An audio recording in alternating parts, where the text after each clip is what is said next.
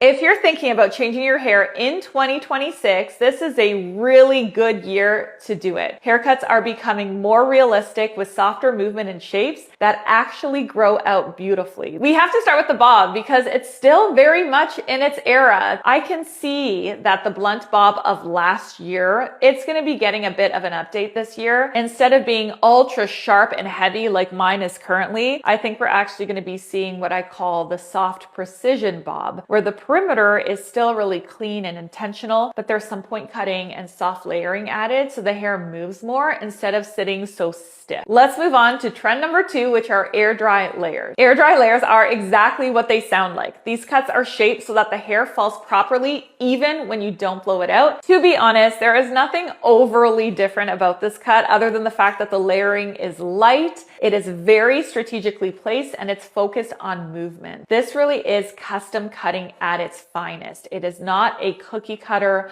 long layered haircut. It has to work with the individual person's hair texture and growth pattern. Number 3 is one of the most interesting structural hair trends that I have ever seen, and it is called the Korean 2-in-1 bob. The under layers are cut shorter around bob length, while the outer layer is left longer. When your hair is clipped up or worn half up, it looks like a bob. When it's worn down, it reads as longer hair. So you're essentially getting 2 haircuts in one. It's so brilliant. If I had long hair, this is the one I would do for sure this year. Hair trend number 4 reflects a bigger overall shift that we're seeing in long hair overall. We are actually moving away from the ultra layered wolf cuts and the very aggressively layered butterfly cuts that dominated the last few years, and we're moving towards something again that is more subtle. In 2026, long hair is going to be all about pairing a fringe with soft, easy layers. This look is clearly inspired by the 70s, but it's translated in a very modern, wearable way. You'll see this most often paired with Birkin style bangs, which is a soft, very lightly textured fringe